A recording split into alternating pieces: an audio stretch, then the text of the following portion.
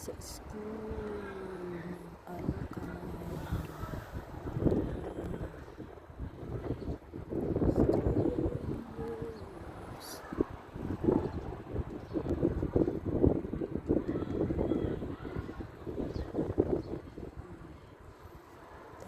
Sa school.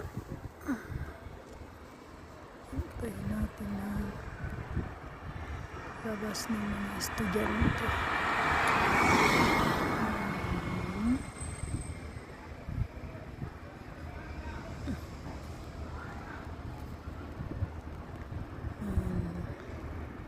Bandila nila at saka logo ng kanilang school.